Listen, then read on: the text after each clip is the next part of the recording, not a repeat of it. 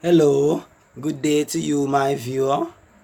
So I'm here with you once again doing my fourth video. Now I must apologize for the late start. I should have actually done this video and have it uploaded from yesterday, but due to different stuff and things that were happening, I am somewhat kind of late. And as you can see, I'm rather in some clothes that looks like church clothes. Yes, this is what I wore to church today, and I must say today is actually Sunday in Jamaica, and I can say that church service was rather great today. You may be wondering why I'm laughing, because here you have a former Adventist going to church on Sunday, and you all should know that's like an abomination for an Adventist to go to church on Sunday. But here I am. I went to church today, and the service was great. It was great. I mean, the pastor preached on Matthew chapter 5, verse 6, which reads, "Blessed are they which do hunger and thirst after righteousness, for they shall be filled." And I certainly received a filling today. So I'm still in my clothes, right? Wanted to do this video from early today, but lots of stuff prevented me, right, from doing so. Now, if my voice kind of sounds somewhat different, it is due to the fact that I'm having a sore throat. So I'm hoping that you will hear clearly everything that I'm actually saying, right? Now, in this video, there are a few things that I need to clear up, having shared my story in part 1, 2, and 3 subsequent videos. Now they clear up, and that I should clear up. Now, someone had sent me a message asking me about cults. On my first video, they had commented and they said some rather interesting things, right, which I believe I should clear up. In my first video, I made mention of the fact that the term cult, it has several different definitions to it according to the writer of the book Stolen Minds. What he's saying in that book, you can download it on PDF. The name of the book is called Stolen Minds. It's a very short book, about 50 something pages, and it is rather easy to read. I'll tell you the name of the author. The name of the author is Rabbi Michael Skobach. Stolen Minds, Understanding Cults. He made mention of the fact that because there are so many issues with cults, in that there are a variety of different definitions of cults, as I had stated in my first video. One of the definition is that when a church has beliefs and practices that are outside of mainstream, a church can be deemed a cult due to that factor, right? And I had stated that being said, there was a time when Christianity was considered a cult because the mainstream church was the Roman Catholic. So because our beliefs were rather different, we were considered a cult. The other definition states that some persons who are outside, groups that are outside of mainstream Christianity, such as Jehovah's Witnesses and Mormons, these groups are classified as cults, right? And the writer made note of the fact that, along with that, cults are often seen as devious groups. And I'll give an example. I'll give an example from his book, Stolen Minds, where he made mention of the 1978 mass suicide and murder of 914 members of the People's Temple run by Jim Jones in Guyana. He goes on to say, unfortunately, this becomes the model in people's mind for what a cult is. Today, a major problem is that the stereotypical view of cults prevalent 40 years ago, that is at the time when this book was written, still persists and remains the conventional wisdom.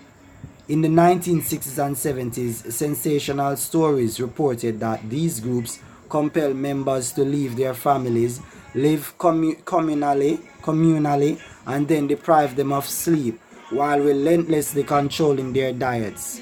These extreme manipulations were polarized in magazines, books, and films, such as the 1981 award-winning Ticket to Heaven.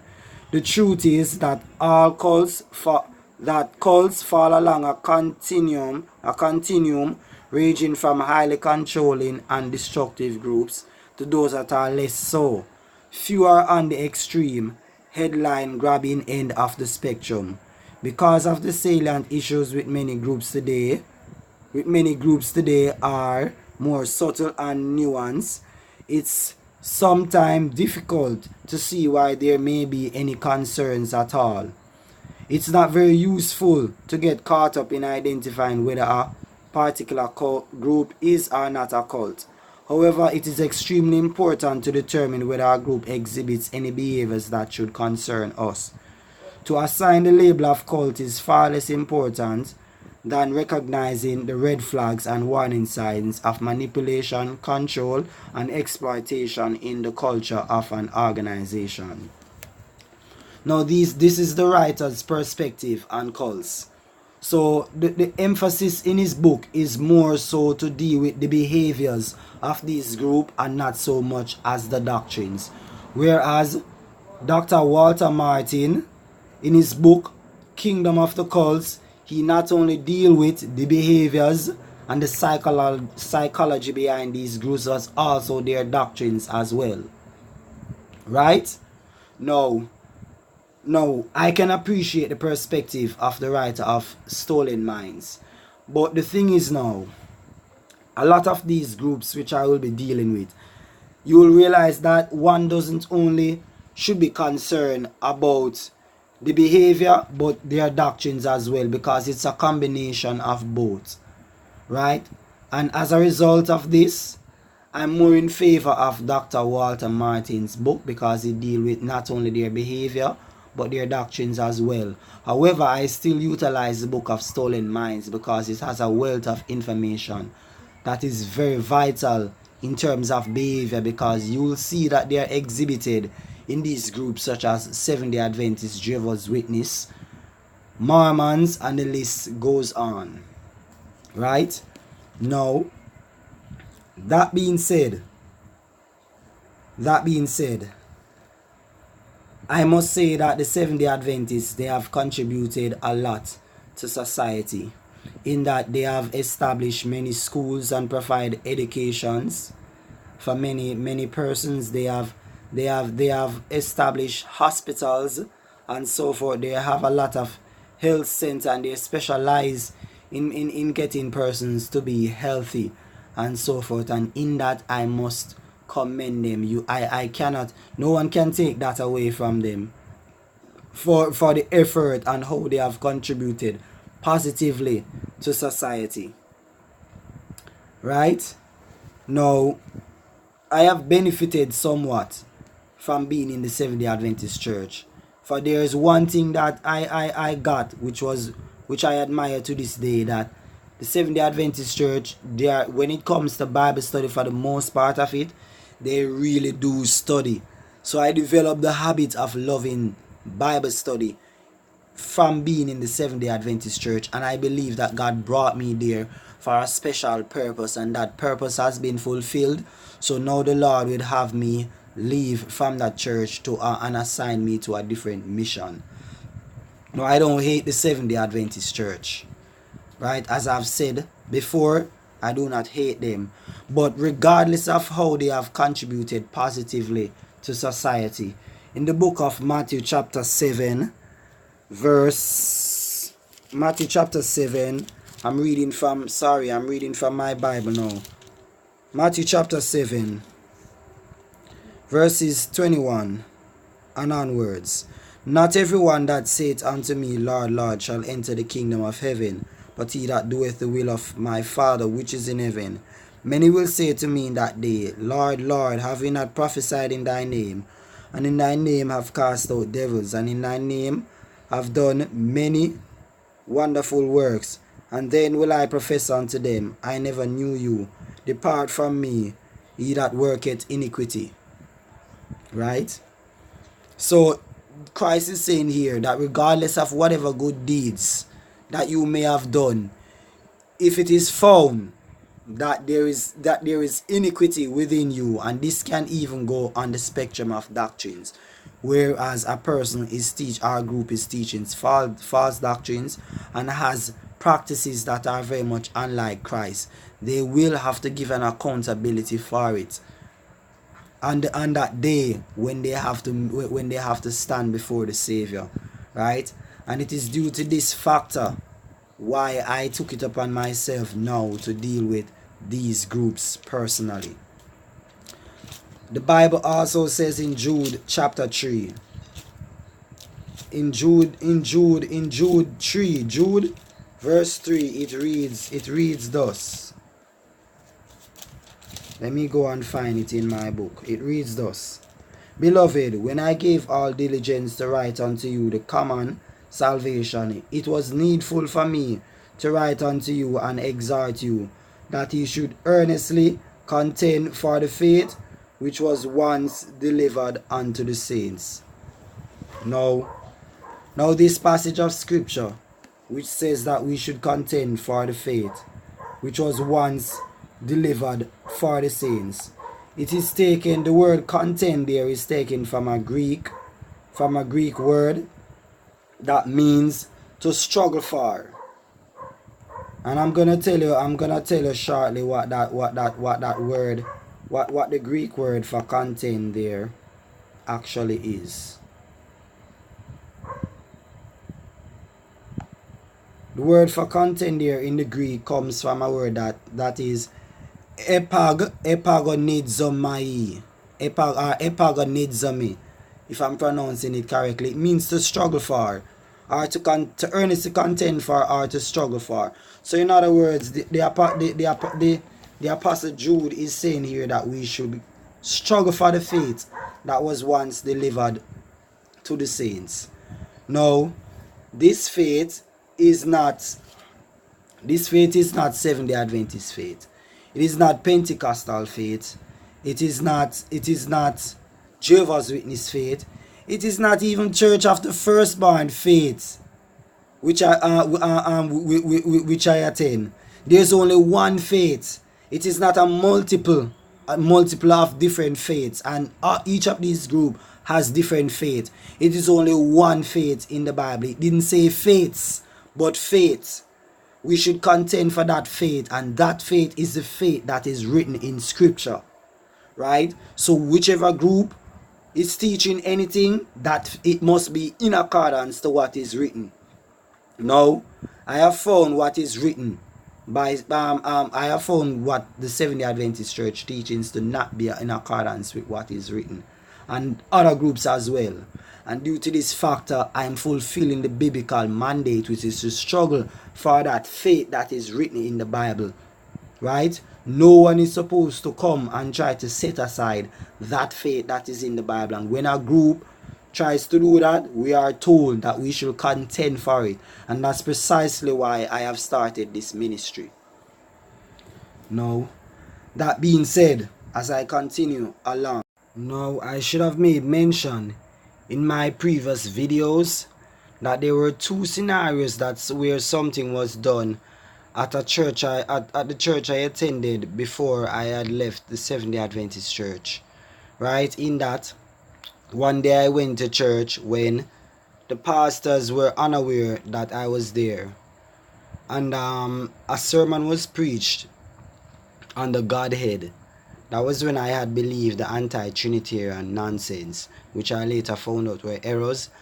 And the pastor began to preach stuff and saying, some of them saying, like, he's saying that persons are saying Jesus is not God, etc., etc. And he's basically doing this to caution members about individuals like myself who are saying things like those, right? Another time during AY service, that same pastor, when in the service he was saying that some of them talk about the Hebrew and the Greek and say etc etc.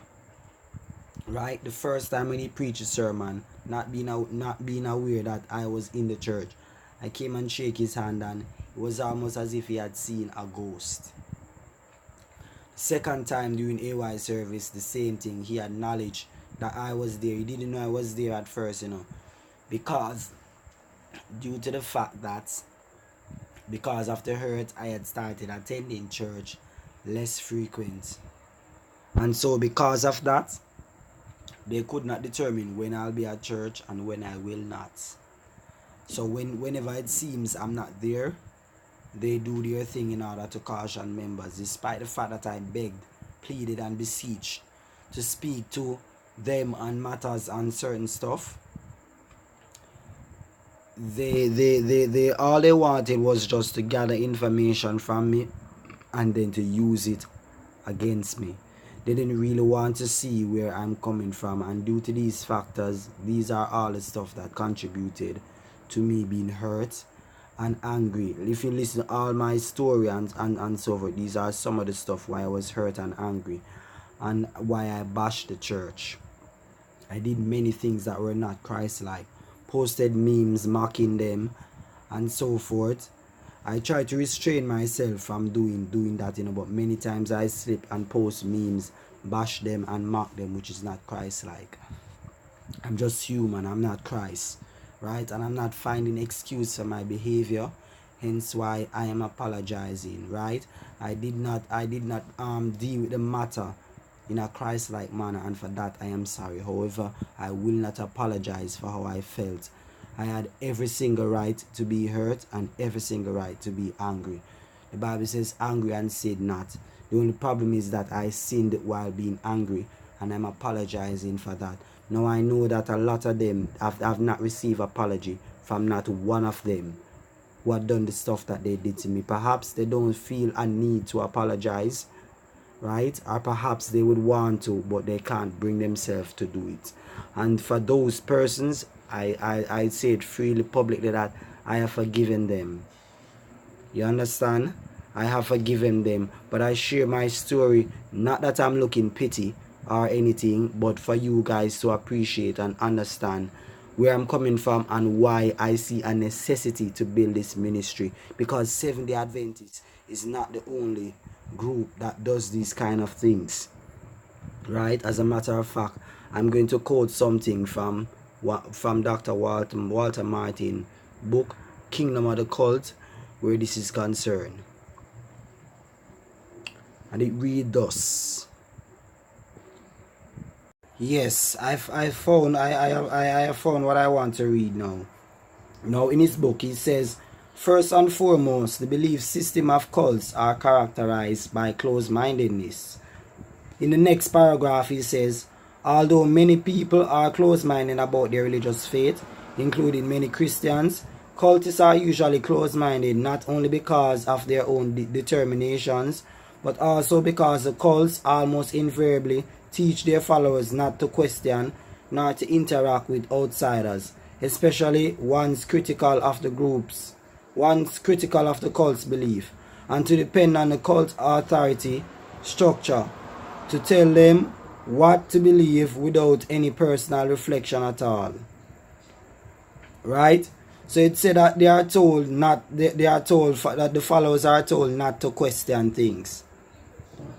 Right? Not to question things. And in cult expert Stephen Hudson, he made mention in one of his books. He developed a model that is called Bite Model, in that this model explained the behaviors of cults. The B stands for behavior control, I stand for information control, T thought control, and E for emotional control. I will post a link to a short synopsis of that model, wherein I is for information control, and that was exhibited with me clearly. So what they're doing there, it's not that they hate me or like they did in I understand that clearly. The thing is that with these groups, they have skeletons in the closet. So once they feel threatened, once they feel as though these skeletons are about to be revealed, they are prone to do things like what was done to me as a means of defense mechanism. So it's not that they hate me or they have anything personal against me. The leaders were just doing what they had to do in order to protect the church and not to cause wind of my discoveries to come to the surface. So they did all of that out of necessity, right? And so I forgive them for all of that, right? But now I want to address their doctrines. So having said about what a cult is,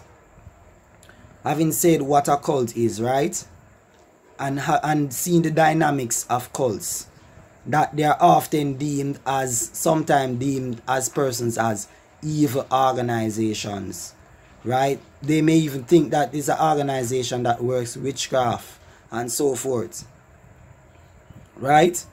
I had said that it's not so very convenient, and I can agree with the writer on Stolen Minds that it's not very convenient to use the term cult in referring to them because of the negative connotations that it has. When I say a church is a cult, persons may think that I'm saying the members are evil, when it's really the doctrines that and certain practices that makes it a cult, which may not even be on the surface. It may not be said that it's evil stuff that is being done, right? So I'll use the term new religious movements, or even say counterfeit. Now this is very gracious of me to use these terms. Other scholars will just tell you straight up that it's a cult, right? As a matter of fact, there are a number of them who would disagree with me on this position. So this is very gracious of me to not refer to them as cult. So when you hear me say new religious movements, or you hear me say when you hear me say new religious movements or counterfeit, you know that I am really saying cults. I'm using those terms for cults, right? Now, indeed, it is very gracious of me to refer to them in this term. Now, to be fair to the Seventh-day Adventist Church, right, I want to be fair with them. Now, in my ministry, I'll be dealing with them mostly. Again, not because I hate them, but as a former Adventist, I know more by default. I know more about them than any other group because I have access to primary information because I'm a former Adventist. Whereas with other groups, it's secondary information. So I'm still limited when dealing with other groups. So I'll deal with Adventists mostly, for the most part, by default. Now, to be fair with them, Dr. Walter Martin had dealt with this group back in the 1900s, right? And he had written in his book Kingdom of the Cult in the appendix era that it is Adventist doesn't rightfully classify. It is, in other words, he's saying that Adventist doesn't fit the classification of a cult. That's what he wrote. That's what he wrote in his book, right? And I'm going to quote something from his book.